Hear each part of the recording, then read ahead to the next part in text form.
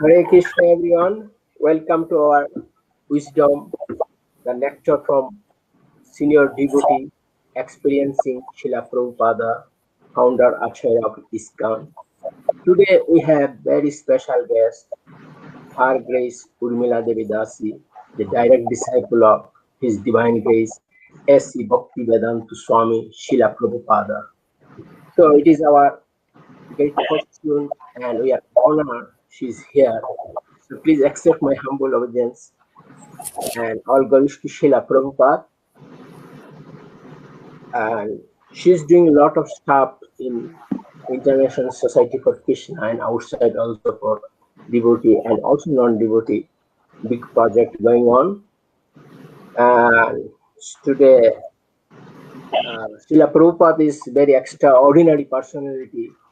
He came outside of India, the only purpose to helping people for material world to transfer to the spiritual link, connect to the Supreme Lord Krishna and his merciful way. And now his direct disciple also doing same things worldwide is ISKCON. Every city have ISKCON societies. And today our special guest, and I humbly request Dipeshwari Radhika Devi Dasi to read her biography. So please, Dipeshwari Radhika Devi Dasi. Hare Krishna, Madam Urmila Devi Dasi and Mahalakshmi Devi Dasi. Please accept my humble obeisance to both of you. All grace to Srila Prabhupada, all grace to Guru and Gauranga. Dandavat Pranam. It is an honor to read this biography of our guest speaker, Her Grace Urmila Devi Dasi. Her Grace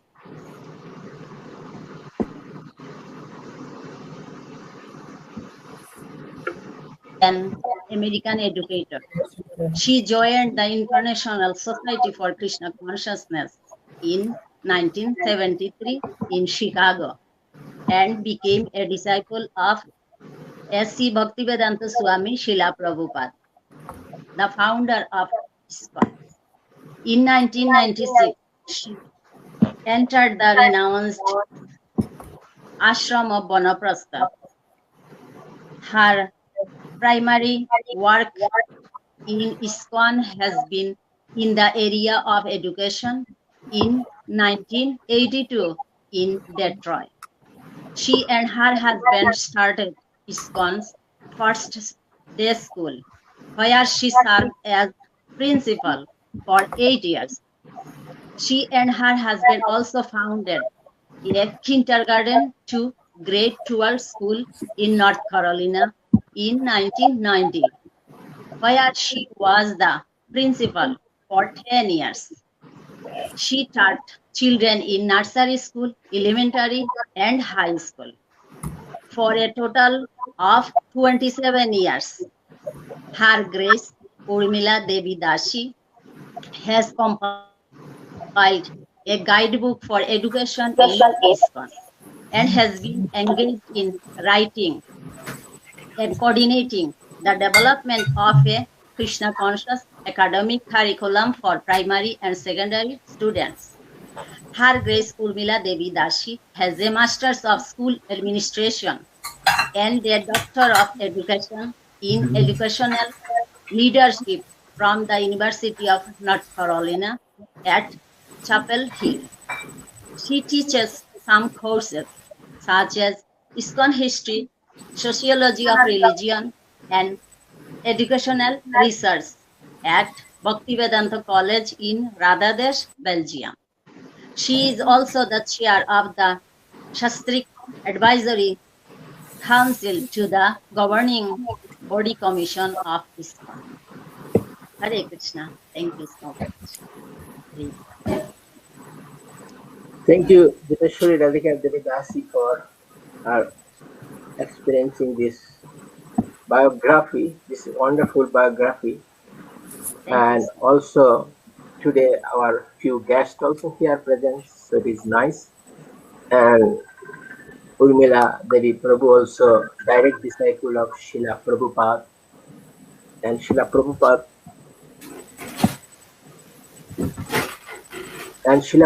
mission is going on whole of the world.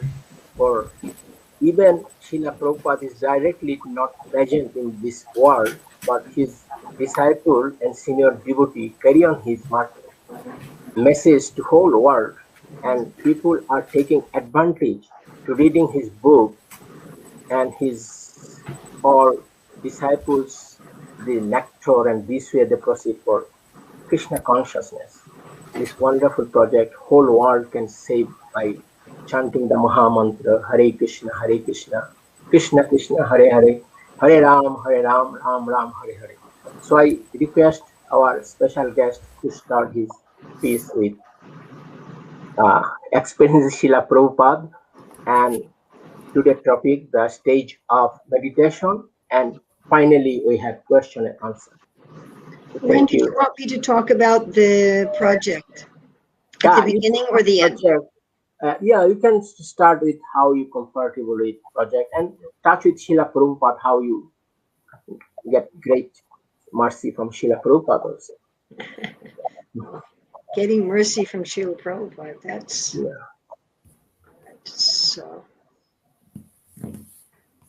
Not quite sure how to share screen. Okay.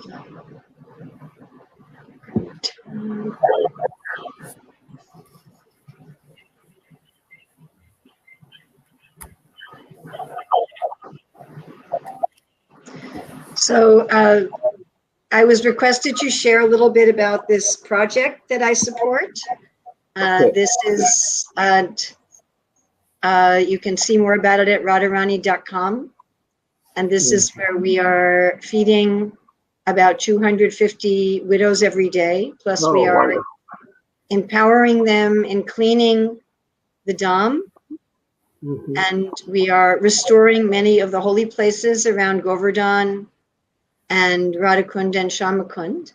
So you can find out more about this at radharani.com and see the work that is being done there. We are cleaning, we are providing meals, we are taking care of the widows, we are restoring the holy places.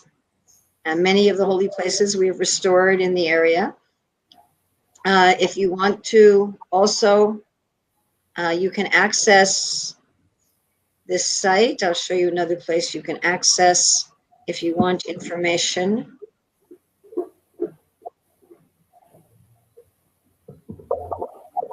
So if you're on Facebook and you go to Radha Seva, the Radha Seva page, and we have at radharani.com, and also the Radha Seva page gives you all information. Okay. So, Satchipan Gauranga Prabhu asked me to share that with you. Yeah. This is a very satisfying service for Srila Prabhupada. One of the 7 purposes of ISKCON is to establish a holy place. And of course, this is already a holy place. So this is taking care of the holy place. All right, so we are now go on to our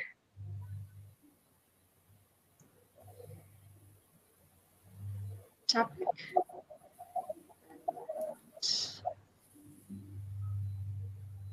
I don't know why it's not. Okay. So I'm used to using Zoom, and this is a little different. So sometimes it takes me a couple minutes to figure out how to do this. Okay, particular window, there we go.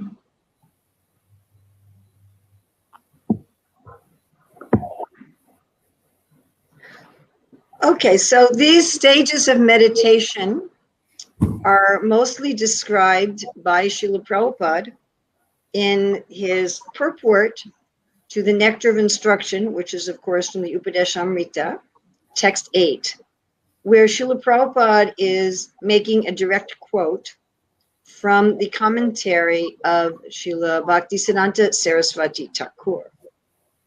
Srila Prabhupada also describes these stages of meditation elsewhere.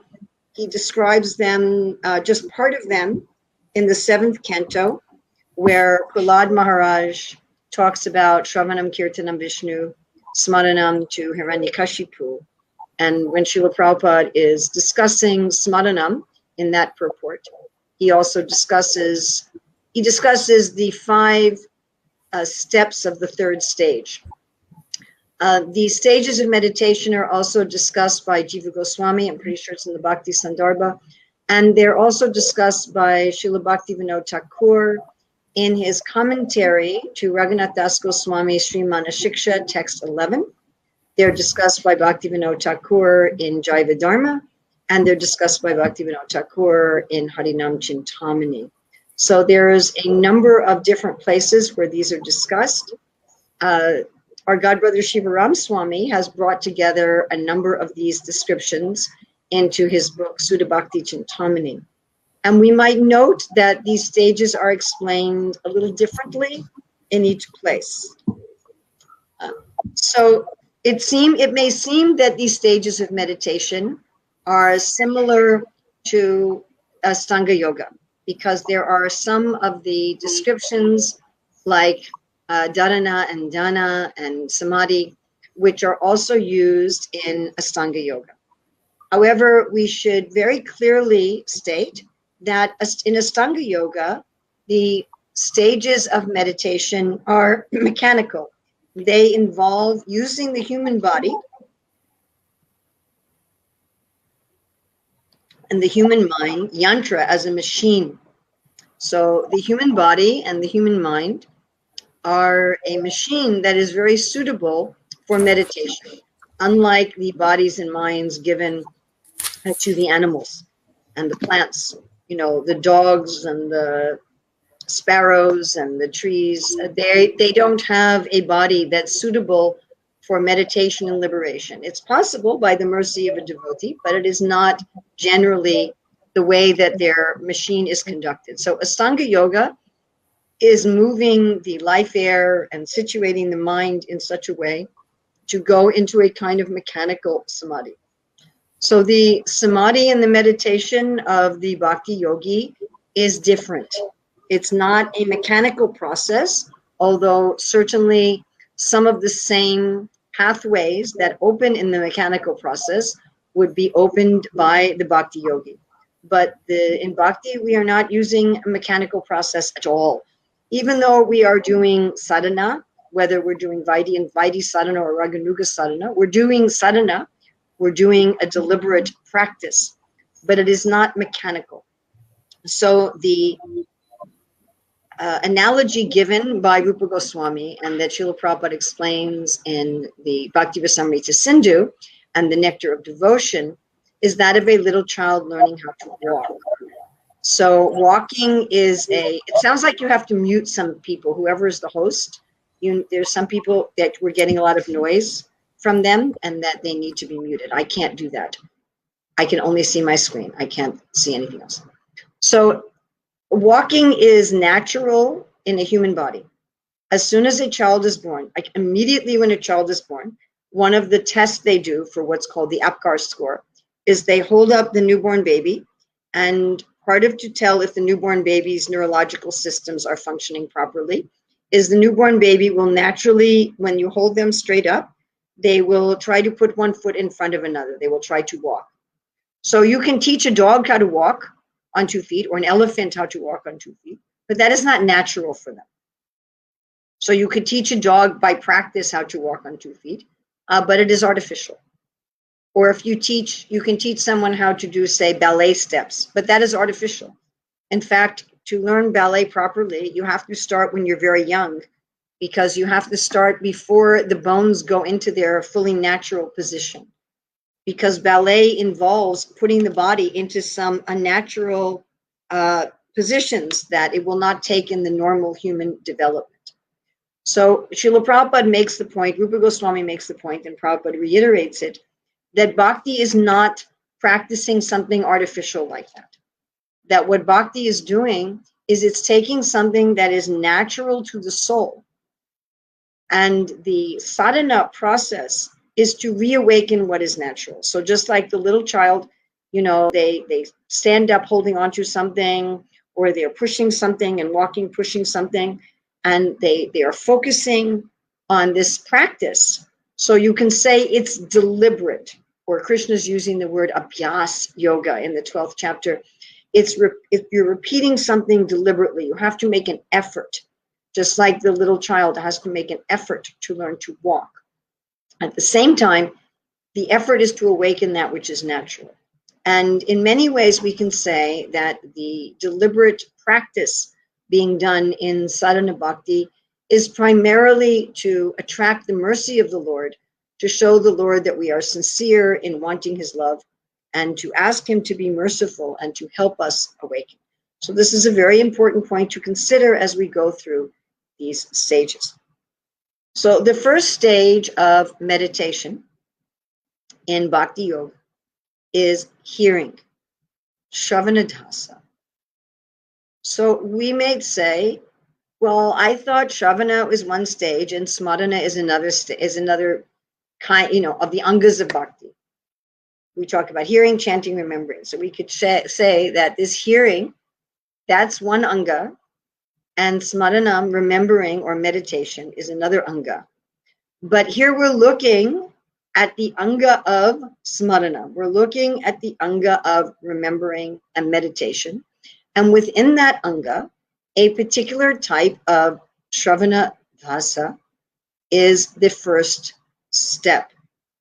So this is shravana in a meditative way. In a meditative way. So let's say we are hearing philosophy. We are hearing some philosophy. Maya dakshena prakriti suyate saturacham hetuna nenu konteya jagadvi paravatate. That all the living entities, characharam, those that move like the birds and those that don't move like the trees, that these are all coming from Krishna's energy, and that Krishna is the source of everything. So this is some philosophy. But when we hear this philosophy, we meditate on what we hear. You know, many times if someone is hearing something philosophical, their purpose, or some knowledge, their purpose is to become knowledgeable. So there is some mental gratification. The mind is one of these senses. The mind is considered the sixth sense. So we all get some mental satisfaction from knowing something, from learning something. Oh, now I know something. Or maybe to be able to explain to someone something that we know. So this gives us a sense of mental sense gratification. It gives us a sense of a false ego that we know something or we can explain something. And we may study philosophy with that mood. But that is not the mood. When we study this philosophy, the idea should be to meditate deeply on the person Krishna. To meditate deeply. So maya dakshena prakriti suyate saturacham hetuna nenu konteya jagadvi parivate. So we can meditate on how everything that's moving and non-moving, just like Srila Prabhupada, right before he left this world, and he was still translating and purporting the Bhagavatam. So if you've seen that video, Prabhupada at the very end is saying, everything is moving and acting by the supreme direction of Krishna. So when we read a verse like this of philosophy, we can meditate. We go to a kind of meditation. Everything is moving. All moving beings, all non-moving beings, they're all acting under the direction of Krishna and his Krishna's energies. How wonderful he is. Just like with some ordinary person, if we see some ordinary person is managing some big country, some big government, or some big business, or anything, you know, just like yesterday we went to the Rath Yatra in New York, and so there's somebody managing this, right? There's just like there's someone in charge of the Festival of India, Madhuha Prabhu, and he's managing it.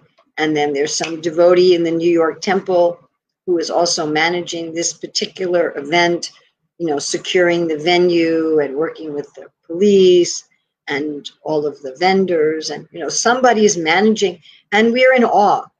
You know, we look at this big, complicated festival and we're like, wow, this is so amazing. Who is doing this? So we get some appreciation for the individual. We may feel some affection, some appreciation for the individual. So we read these verses of Krishna, about philosophy of Krishna, and we get some appreciation for the individual. Or like a few days ago, I was reading in the 8th canto, Lord Shiva is speaking to his wife about the glories of the Lord.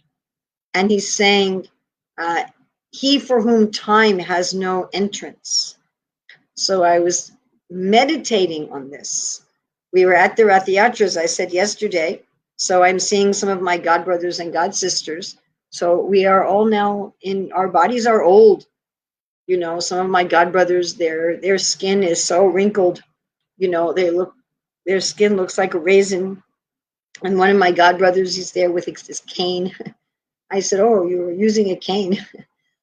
So a time has entrance, and old age is not attractive. Youth is very attractive, right? Even if somebody is not physically proportioned very nicely, when someone is young, they are attractive. The energy, the exuberance, the idealism, even the passion of youth, it's very attractive. So we read this philosophy. Krishna is the one where time has no entrance. And we can use this philosophical statement to meditate on Krishna is Adyam Purana Purusham Navayovanam Cha. He's always youthful. He's always fresh. In Vrindavan, he's only like 15, 16. Just the verge of youth. Verge of youth. Just youthful. Right? Even the other day I was taking to a frame shop this one painting of Krishna. And so the people there at the frame shop, they were writing down a description, and they said, oh, a woman in a garden. I said, no, it's not a woman, it's a man. But because Krishna is this very youthful, so just like a boy in this world, 15, 16, has not yet displayed a lot of the masculine facial features, right? So men, their jaw becomes more prominent than a woman. The bones above the eyes, the eyebrow bones becomes more prominent. They get facial hair. So as soon as you see a face of a person, generally, most of the time, one can tell if the person is male or female by the bone structure of the face, by the facial hair. So, but this happens a little later. It doesn't usually happen at like 15, 16. So Krishna is on this verge of youth. He's very youthful, like a young boy. Navayovanamcha. And this is very, very attractive. So my point is, when we hear this philosophy that the Lord, for whom time has no entrance, and then we meditate on Krishna, not just in a philosophical way. Like Srila Prabhupada told my father in 1974, he said, any religion that is bona fide means that you know God and love him. So we are getting to know God so that we can become attached to him. And this is what Krishna explains in Bhagavad Gita 12:9, when he says the purpose of Abhyas Yoga, or the purpose of sadhana bhakti, is to develop icha, to develop a desire. The purpose is not to become a philosopher. The purpose is not to check off a box. Now I have heard, I have been to class, I have read my piece of the Shastra. The purpose is to get this icha, to fall in love with Krishna. And why is this the first stage of meditation? Because we will always meditate on what we are attached to. So we talked about philosophy, and then there's also lila. So the Shastra is full of philosophy about Krishna, and the Shastra is also full of Leela of Krishna and Leelas of Krishna's devotees. And of course, one cannot make some absolute separation. The Leela contains philosophy, the philosophy contains Leela. They are very interrelated. We find Srila Prabhupada, whenever he would talk Leela, it was interspersed with philosophy, and he would intersperse philosophy with Leela and Leela with philosophy. Although we do have some of the works of our acharyas that are just strictly philosophical works, and some of the works of our acharyas that are strictly Leela works. But the Leela also, we are not studying the Leela in order to memorize a plot. We're not studying the Leela so we can say, oh, first this happens and then this happens. Often there's different accounts of the same Leela where the plots or the chronology is different in different accounts. We're just reading in the Bhagavatam how Krishna lifted Govardhan Hill when he was 7. And in his commentary, Sanatana Goswami says that the Vishnu Purana explains that Krishna lifted the hill when he was 8. So we are not so concerned with these. I mean, he gives some explanation. Sanatana Goswami gives some explanation. But the Leelas are not so much about plot and chronology. Just like there was one point where the devotees were engaging the children in a trivia game about Krishna book. And Prabhupada said, should stop this. This is not the purpose of study. When we are hearing Leela, we want to meditate on the emotions, the bhavas. You have Rupa Goswami is explaining there's the sthai bhav, that's like servitude, friendship, parental joy, wonder. There's the vibhavs, which is like Krishna as the shelter, the devotee as the repository, and Krishna's flute, Krishna's beauty. You have the anubhavs, all the transitory emotions. You have the sattvika bhavs, which are the anubhavs, I'm sorry, are the expression of devotion, the intentional expression of devotion. The sattvika bhavs, the involuntary expressions of devotion, like crying, and the vyavichari bhavs, which are the different emotions that move through the sthai bhav. So there's all of these bhavs that make up rasa. These 5 bhavas make up rasa. And when we are hearing or reading the Leela, our meditation should be on what are these bhavas. How is Mother Yasoda feeling? How is Nandamarsh feeling? How is Subal feeling? How are Krishna and Balaram feeling? How is Radharani and Lalita feeling? How are the trees feeling? How are the clouds feeling? Like the gopis twice, they describe the clouds as Krishna's friend. So in this way, Shravana Das is the first stage of meditation. Whether we are hearing philosophy or whether we are hearing Leela or whether we are hearing some combination of these, we hear with meditation. We hear with a mood of meditating. We hear with a mood of really imbibing, getting to know Krishna in order to fall in love with him. So the second stage is called Varanadasha. So Varanadasha is when by hearing, we start to accept. Varna means to accept. That we start to really accept. It starts to become part of us. By hearing in a meditative way, by hearing in a way of trying to enter into this attachment to Krishna and enter into these various bhavs that make up rasa, we start to internalize what we are hearing. So we illustrate this, how Krishna manifests in the Shastra. That we say the Bhagavatam is the incarnation of Krishna. And one starts to accept that. Not in a theoretical, theological, philosophical construct, not as a concept, but one really accepts that in one's life. That the holy name is Krishna, that the Shastra is Krishna, that when we are hearing the kirtan, when we are hearing philosophy, when we are hearing Leela, that it actually is Krishna. It starts to become a part of us, starts to become a part of our life. So this is the second stage of meditation. Then we have the third stage of meditation is called Smaranavasta.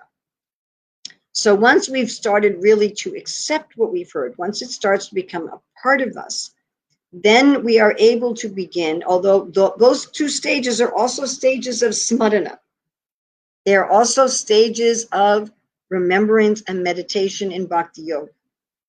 But now we are really going deep into smarana. Now, this smarana has 5 subparts. As I mentioned in the 7th canto of the Bhagavatam, in this Prabhupada's purport to Prahlad Maharaj's verse on the 9 processes of bhakti, Srila Prabhupada only describes these 5 subparts of the third stage. Right? And we want to emphasize that in the first stage of hearing, smaranavasa, the second stage of accepting vadanadasa, and this third stage of smaranavasta, this is all happening on the platform of the mind. This is all happening on the platform of the mind, using the mind.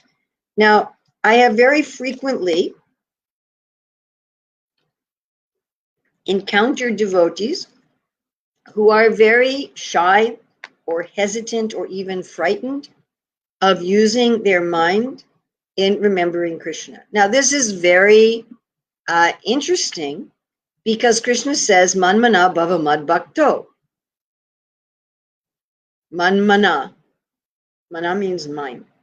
So use your mind to think of me. And of course, Rupa Goswami explains that sadhana bhakti begins, the beginning of sadhana bhakti is when one tries to always remember Krishna and never forget him. Now, Vishwanath Chakravarti Thakur, in his commentary in Bhakti Rasamrita Sindhu, notes that for the neophyte, you cannot have a practice to always remember Krishna because they will fail and they'll get discouraged. But at least there's some time of the day when chanting japa, when chanting the Gayatri, when doing worship, when reading the Shastra, where one is remembering Krishna using the mind. And Krishna also says in the beginning of the 7th chapter of Bhagavad Gita, Maya Shakta Mana Partha. So again, Maya Shakta with attachment, Mana, mind. I use the mind. Okay. So now we have the first part of the third stage. So in this first part of the third stage, one is remembering Krishna using the mind, and this is, we're in sadhana bhakti, we're talking about deliberately. So we're taking what we've heard and what we've accepted, and we are making a deliberate effort to remember that, to recollect it, but it's interrupted. So we have a picture here of somebody with beads and a phone. You know, they're chanting and then they're looking at their phone. It's interrupted. So you start to remember something about Krishna, and then you remember something else, and then you try to remember something about Krishna, and then you remember something else. It keeps being interrupted. It's at a fairly superficial level, and it keeps starting and stopping. It keeps starting and stopping. The mind keeps getting distracted. If we want to think about the stages from Shraddha to Prema, so in his Madhurya Kadambini by Vishwanath Chakravarti Thakur, he explains, interestingly enough, that even at the stage of Nishta, sta means to stay, means to be stable. So even when the body, mind, and words are all stable in bhakti, half of the anartas are finished, and one may already have some realization of one's eternal relationship with Krishna as a cowherd boy or as a gopi, etc., that the mind still has a tendency to go to material subject matter.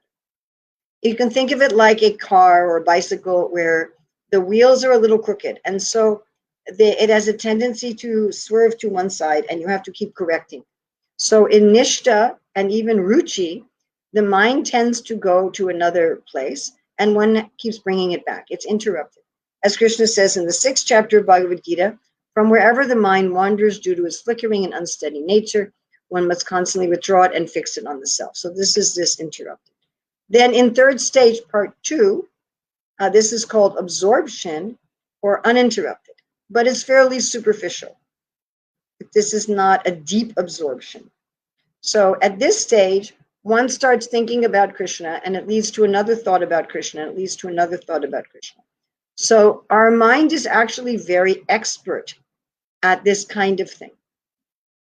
If you think about a conversation that you've had with someone, if you can remember the last time you had a conversation with someone, you'll find you'll start talking about something, and that leads you to talking about something else, which leads you to talking about something else. It's kind of like a tree with many branches. You start talking and you go to this topic and this topic. And in our internal thoughts, it's also like that, right? That we think about something and that leads us to think about something. That leads us to think. It's like a chain. Yes? So our mind, as I said, is very good at this. And when we are applying this to our thinking about the things we have heard and accepted about Krishna, so we start thinking, oh, Krishna's lotus feet, they are so soft and they have tulsi leaves on them. And yes, when Krishna's walking in the forest, so the other animals and the people in Vrindavan, they walk around his footprints so they don't obliterate them. And therefore, when Krishna was in the coils of Kaliya, everybody could follow his footprints to the lake. Oh, but then they were so sad when Krishna was in Kaliya. They were so worried about him. But they were also very sad when Krishna was going to Mathura. And they were worrying, how is Krishna going to be happy outside of Vrindavan? And that's because, in one sense, Krishna never leaves Vrindavan. Oh, but then Uddhava came to Vrindavan to give the message. So one starts going from one pastime to another, or one can be uninterrupted in the Astakalila Lila. We will notice that these stages of meditation are in the purport to Nectar of Instruction, text 8, which is where Prabhupada has this translation about the Astakalila Lila. So this uninterrupted can also mean that one remembers pastime that Krishna has at one time of the day, and then one is remembering, oh, Krishna goes to the forest with the cowherd boys in the late morning. Oh, after that, one remembers how Krishna is playing games with the gopis in the middle of the day, and then one remembers how Krishna is going back to the village in the afternoon, and like that. So one remembers the cycle during the day. Now, it's very interesting for this kind of smaranam. Bhaktivinoda Thakur has given us some hint in his book Bhajana Rahasya. In Bhajana Rahasya, Srila Bhaktivinoda Thakur takes the 16 words of the Mahamantra and divides them into 8 groups of 2 words each. So Hare Krishna is one group, then Hare Krishna is another group, then Krishna Krishna is another group, like that. And so you have 8 groups, and then there are 8 times of the day, 8 times of Krishna's day, Krishna's revolving pastimes. And Srila Bhaktivinoda Thakur identifies these 8 groups of 2 words with this 8 times of the day. So that I don't think this is very possible in Japa, but in Kirtan, it is certainly possible that for each pair of words, one can be meditating on these 8 parts of the day. So this is a kind of uninterrupted. But we want to emphasize that this is not a deep meditation. It's still somewhat superficial. Okay, now part 3. Here it becomes concentrated, and we talked about how everything through the 3rd stage is on the platform of the mind. And we like to reference Bhagavatam 3:28-34. Bhagavatam 3:28-34. This is Lord Kapila, 3:28-34, where Lord Kapila says, the mind is used as a means to attract the Lord as one attracts a fish to a hook. So here the mind is more concentrated. So this flow of thinking starts going to a deeper level. And again, we may question, why are we just using the mind? I think one of the main questions people have of using the mind is we may be imagining something that is not spiritually correct. Now, I want everybody to remember that the first stage of meditation is hearing. So everything that we're meditating on here in stage 3 is based on what we have heard from Shastra and from our Acharyas. That is another reason why we have hearing first. So we are not concocting anything. But you might say, well, even then, I am hearing from the scriptures or from the acharyas, but I may be imagining something of what it is like. So there was a lecture Srila Prabhupada gave in Geneva, Switzerland, where he said chanting Hare Krishna means that one imagines. Prabhupada used the word imagine. One imagines that in my heart, I have made a diamond throne for Krishna. I am seating him on the throne. I may be not getting the words exactly right. I am bathing him with Ganga and Yamuna water. I am dressing him. I am ornamenting him, and so forth. And Prabhupada says at least twice in that regard, he says, this is not false, it is real. It is not false, it is real. Of course, we have the example given by Rupa Goswami in the Bhakti Rasamrita Sindhu that Prabhupada gives in the Nectar of Devotion of the Brahmana who was meditating on bathing the Lord using golden pots of Ganga water and Yamuna water and so forth and so on. And Prabhupada's related this to a meditation we can do while chanting Hare Krishna. So Rupa Goswami, Jiva Goswami, in his Bhakti Sandarbha, he says that the Lord enters the consciousness on the path of our meditation. So as we concentrate our mind on this uninterrupted flow of meditation, that attracts the Lord. We can understand this just like if someone's thinking of me, I'm attracted in a positive way, then I am attracted to visit them. So if we are thinking of Krishna in a positive way, he is attracted to visit us. And if there's some mistake in our meditation, because it's on the platform of the mind, Krishna will rectify it. Okay, part 4, Anusmriti. This is when the concentrated becomes an uninterrupted flow. So again, we had the first stage was superficial and interrupted, then it becomes superficial and interrupted, then it becomes superficial and uninterrupted, then it starts going deep. Now it's deep and uninterrupted. Now this deep and uninterrupted particularly means that the meditation is flowing out of our designated meditation time into the rest of our life.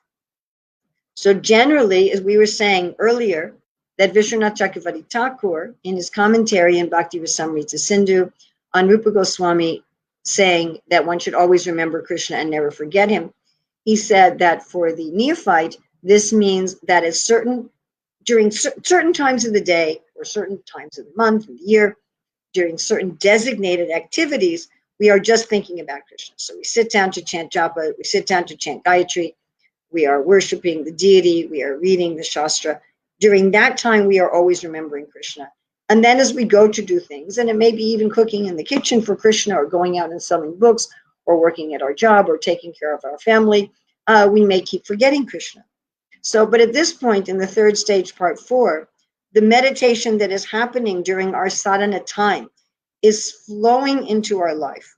So we are remembering Krishna while we are driving. We are remembering Krishna while we are cleaning. We are remembering Krishna while we are cooking. That it is flowing into those times. Then third stage, part 5, is a samadhi, but a samadhi of the mind. So this samadhi of the mind, so we're going from interrupted, uninterrupted, but those are both superficial, concentrated flowing, and then deeply concentrated flowing. This is samadhi. Now this is though on the platform of the mind. And again, we look at Bhagavatam 3:28-34. Now we're going to look at the purport. And Srila Prabhupada writes, when the mind forcibly is engaged upon the form of the Lord, this is called nirbija yoga or lifeless yoga. For the yogi does not automatically engage in the personal service of the Lord. So this is an indicator that throughout the third stage, even through part 5, there is a deliberate effort. This is within the realm of sadhana. Now, it may be Vaidhi sadhana or Raganuga or some combination. In some of the descriptions of these meditative stages, Bhaktivinoda particularly describes them as all being on the platform of Raganuga sadhana. And then there's other places where he's describing them as being primarily on the platform of Vaidhi sadhana. So, this one can go through these stages in Vaidhi and then Raganuga. One can go through these stages just in Vaidhi. One can go through these stages in just Raganuga. That is a more detailed description.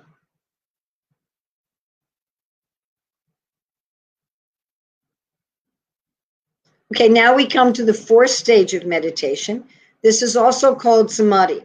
So part 5, third stage is called samadhi, but it's of the mind.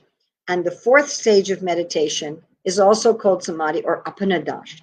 Apanadasha is where there's some level of achievement. Now, this stage of samadhi is different. This is where the Lord has become attracted. Remember, we quoted Jiva Goswami and Bhakti Sandarbha that the Lord walks the path of our meditation to enter our consciousness. So this is the point at which the Shaktis of the Lord enter the heart and illuminate the heart. So this is very nicely described by Rupa Goswami and Bhakti Rasamrita Sindhu in Nectar of Devotion, chapter 17, on the description of bhava, how the Lord Shakti, Sandini, Samvit, Ladini Shakti enter the heart and illuminate the heart. They enter the consciousness, they enter the mind, and they illuminate the mind and the heart. So Krishna has become attracted, and this is not, it's not that the mental samadhi becomes spiritual samadhi, is that the mental samadhi attracts spiritual samadhi. And it's explained very clearly that at this point, the devotee is not using the mind. And Bhaktivinoda Thakur also explains this very nicely in his commentary on Manashiksha, verse 8, where Raghunath Das Goswami is saying that the devotee is asking to drink glowing nectar. Bhaktivinoda says that this means the rays of the Ladini Shakti enter the heart and illuminate the heart. So at this point, one has what we call spiritual television. Prabhupada would call this spiritual television. So the leelas of the Lord, the knowledge of the Lord, are being broadcast into the heart. So at this point, there's no question of mental imagination. There's no possibility of mental mistake. And now whatever flaws there were in one's mental meditation are completely eradicated.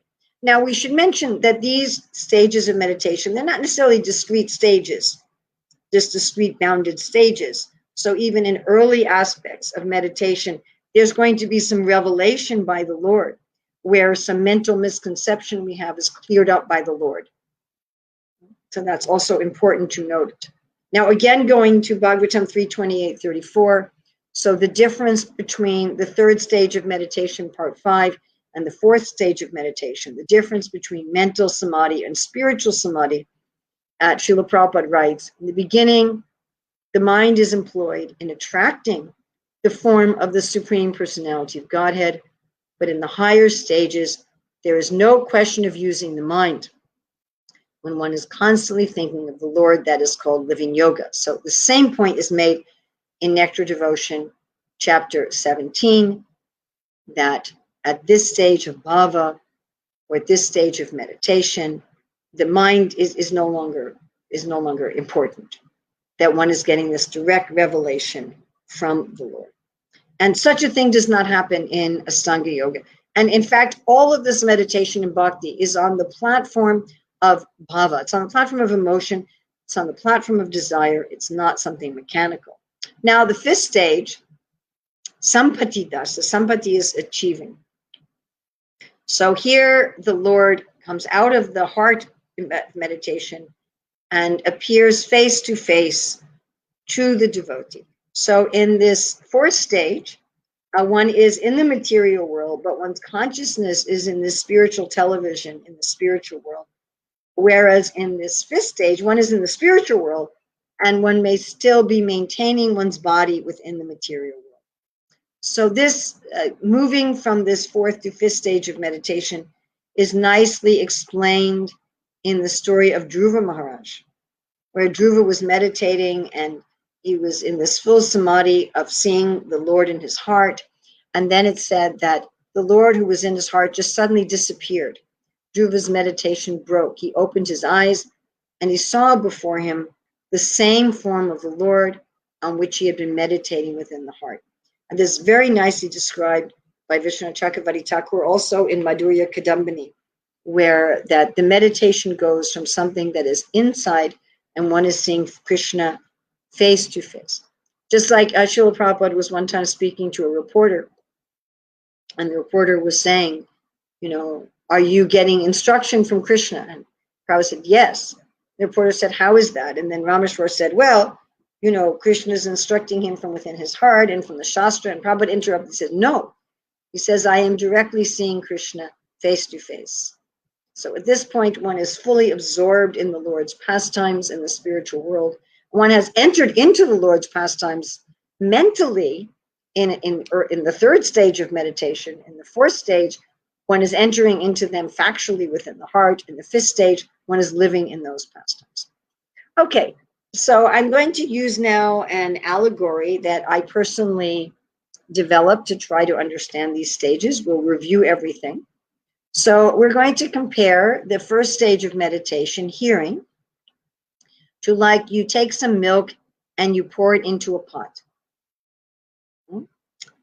And we're going to give an analogy of the second stage of meditation, accepting, would be like you have turned on the fire under the pot. You've started to cook the milk.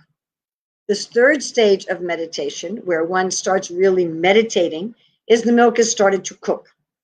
Now again, this third stage has 5 parts. So first part, someone needs to be muted.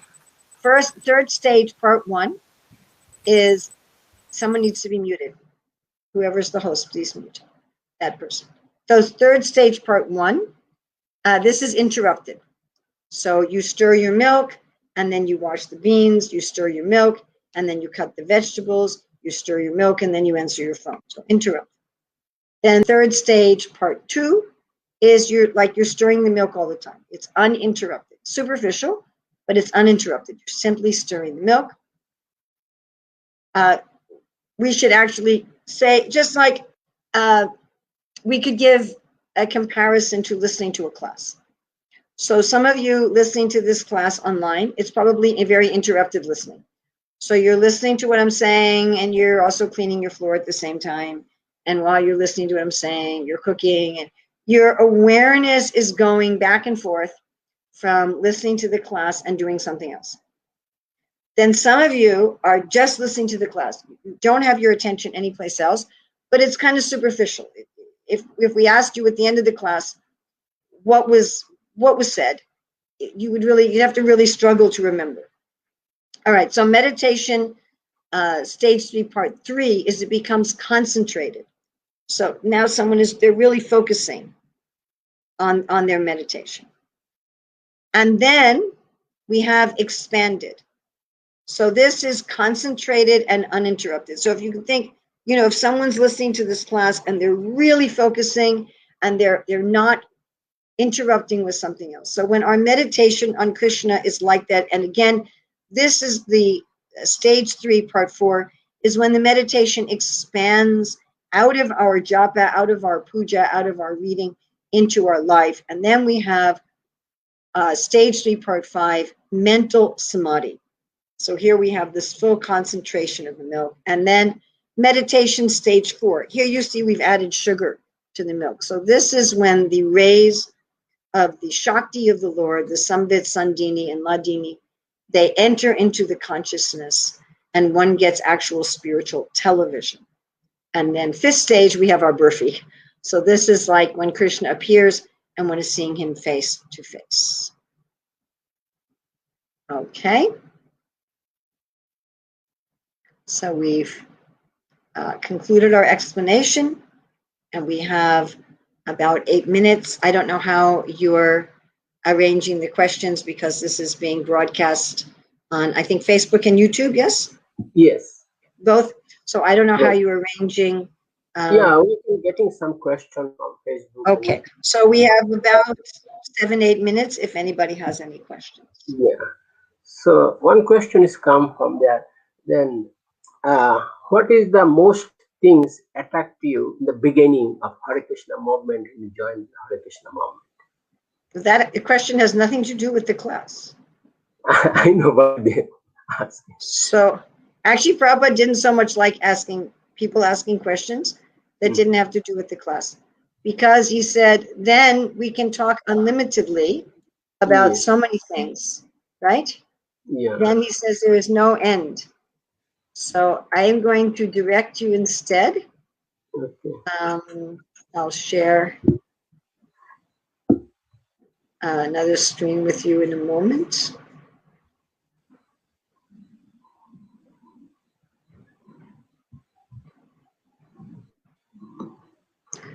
So I have written an essay on this.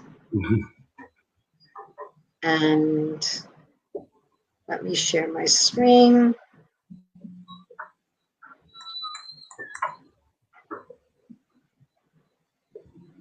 So I have a website, urmiladasi.com, and there in unpublished essays, I have this story, How I Came to Krishna Consciousness. Mhm. So if you go to urmiladasi.com and unpublished essays, How I Came to Krishna Consciousness, so you can read that there. Okay. Is there some question about the class? Another question is the mental and spiritual meditation. So how people know the mental meditation and spiritual meditation is their stage? Well, when Krishna comes in the heart, you will know. There will not be any question. Of course, Vishwanath Chakravarti Thakur in Madhurya Kadambini, he also says the devotees may think, was that real? Did I really see Krishna? I am so fallen. How could I really see Krishna? So the devotee may have some doubt even when Krishna comes because the devotee is feeling so fallen. That is certainly true. At the same time, just like I always give the example, how do you know the difference between real fresh squeezed orange juice and orange flavored chemical drink? Mhm. You know, the genuine thing, it's very different. So of course, even when we are meditating using the mind, Krishna is very pleased and he gives us some reciprocation. It's not that he doesn't give, this is bhakti, it is not Astanga yoga. So we are having some reciprocation from Krishna even in the very beginning of bhakti. But when fully Krishna manifests in the heart, yes, that is that is very extraordinary thing.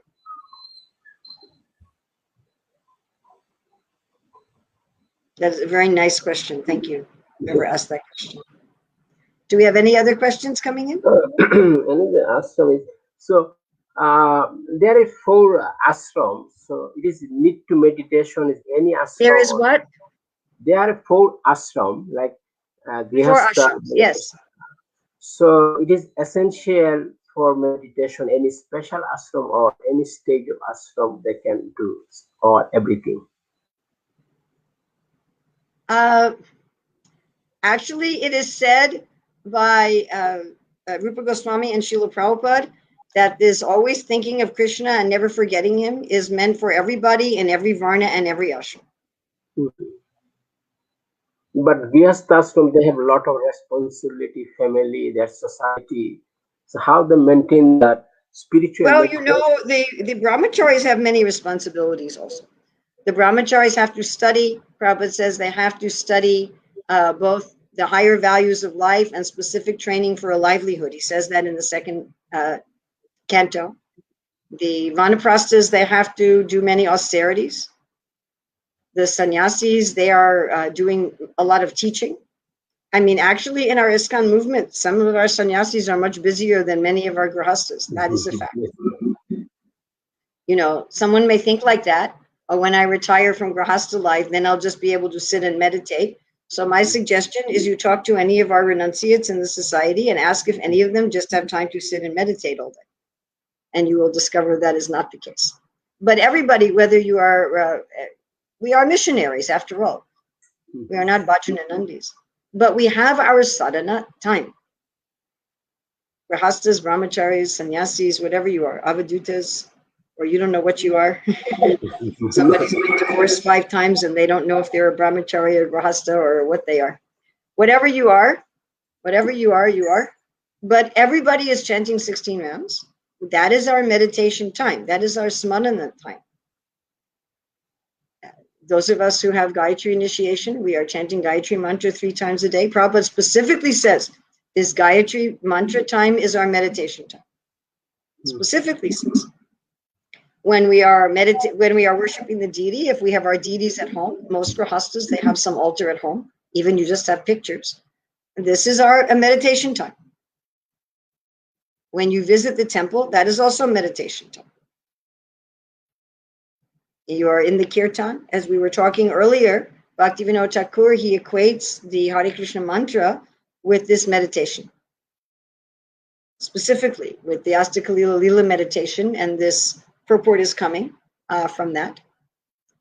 So, and when we are hearing like a class like this, or we are hearing anything from the Shastra, that is also our meditation time. So grahastas also have this meditation time. It's not only the brahmacharis. Now you've disappeared, and I wonder if now the session is over. No, this is there you are. Now you are back. Look at that. Magic trick.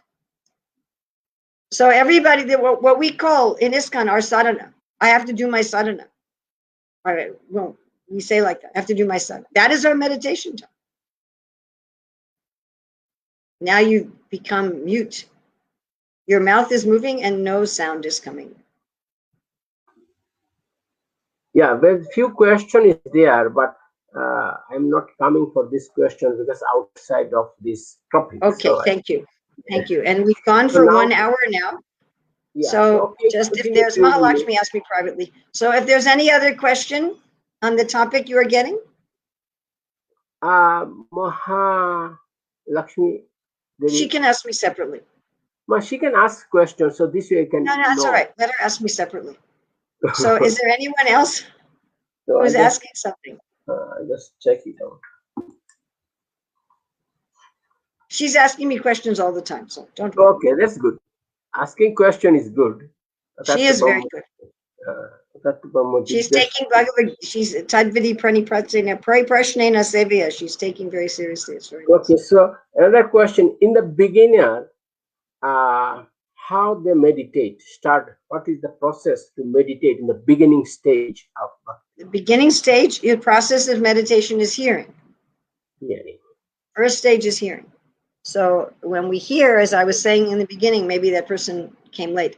So in the beginning, when we're hearing, whether we are hearing philosophy or whether we are hearing Lila or some combination, we should be hearing with the idea of falling in love with Krishna. Because our meditation is on the basis of attachment. Our meditation is not mechanical.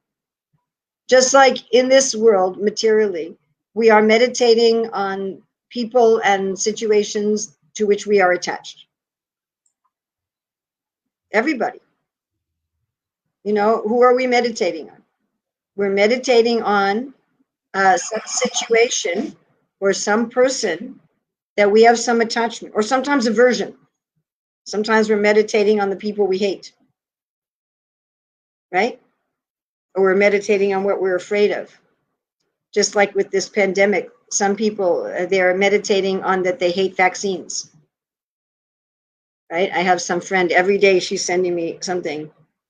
Vaccines are evil. Instead of sending me something about Krishna, she's every day sending this. So, you know, we naturally meditate on something where there's some emotional connection. So the beginning of meditation is starting to establish an emotional connection with Krishna. That's what bhakti is about, devotional service. So the beginning of meditation is to start awakening some devotion, and we awaken devotion by hearing. So that is how we begin. We begin to hear with devotion. We begin to hear with emotion. We begin to hear with desire, not just as a ritual and not just mechanical. All right, I think we should end now. We've gone over an hour. So yeah, last question. Oh, we have one last question. Okay. Yeah, last question is, what is the advice of the new generation in sorry? What your advice in the new generation in Hare Krishna movement?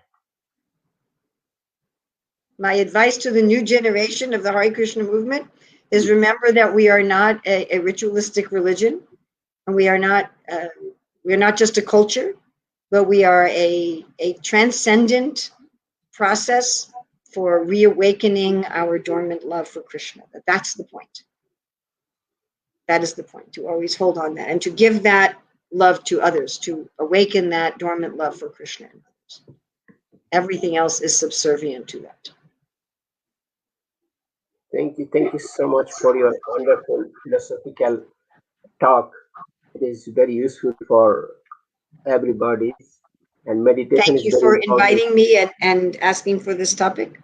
Most And appreciated. also, thank you for other who are joined directly in here and outside. Also, many in Facebook and YouTube, and they have a lot of questions, and you're not allowed to this in because people asking different type of questions. So Well, yeah, then we send it to if you want to do that kind of thing, then we can schedule like just an open question and answer session Yeah. where instead of my giving a class on a topic, we just have open Q&A and anybody can ask anything. So that's sometimes we can do that kind of format also. Okay. All right. Okay. Thank you so much for everything. And Hare Srila, Krishna. all glories to Srila Prabhupada. All glories Oh, to glories to Srila Prabhupada. Hare Krishna. Thank Hare you, Krishna. everyone. Hare Krishna. Thank you very much. Thank you. Thank you for your presence. Thank you, Harkesh. Thank you, everyone.